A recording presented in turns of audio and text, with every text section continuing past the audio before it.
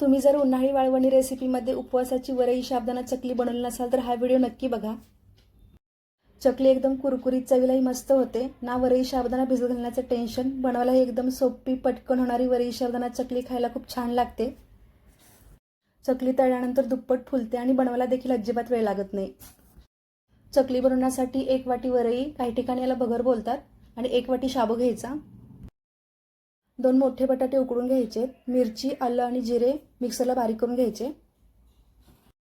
आता शाबू आणि वरई शिजवून घ्यायचे। यासाठी कढईमध्ये 5 ग्लास पाणी घ्यायचं। वरई आणि शाबू मिळून 2 वाट्या आहेत तरी ते मी 5 ग्लास पाणी घेतले। पाण्याला चांगली उकळी येऊ द्यायचे। पाणी उकळल्यानंतर गॅस बारीक करायचा, त्याच्यामध्ये शाबू आणि मिरचीचं वाटण घालायचं। आता शाबू चांगला शिजवून घ्यायचा आहे। शाबू शिजल्यानंतर असा ट्रान्सफर दिसतो।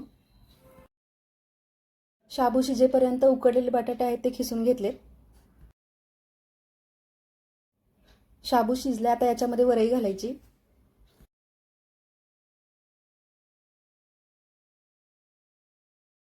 वरई पाण्यामध्ये व्यवस्थित मिक्स करायची। चवीनुसार मीठ घालायचे। तुम्ही यामध्ये मिरचीऐवजी मिरची पावडर देखील घालू शकता। याला झाकण लावून मध्यम गॅसवरती वरई चांगली शिजवून घ्यायची।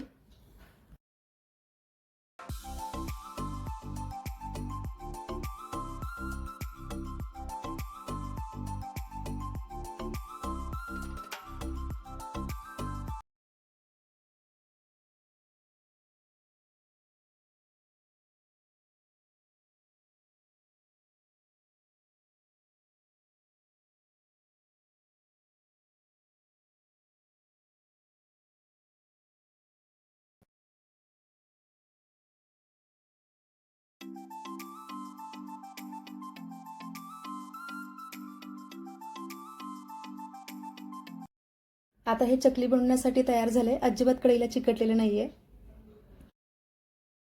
गरम असताना देखील तुम्ही चकल्या गाळू शकता किंवा जरी थंड झालं तरी पण चकल्या छान होतात।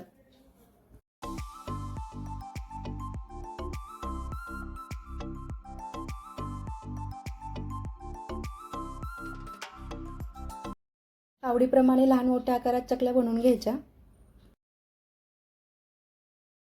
चकल्या कडक उन्हामध्ये 2 ते 3 दिवस चांगल्या वाळवून घ्यायचे।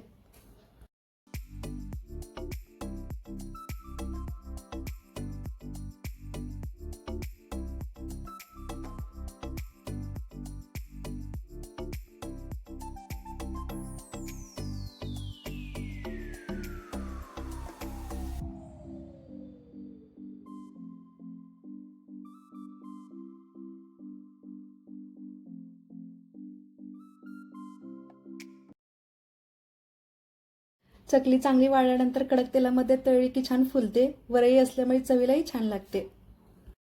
अशी ही क्रिस्पी उपवासाची चकली नक्की करून बघा आणि कशी वाटली ते कमेंटमध्ये सांगा।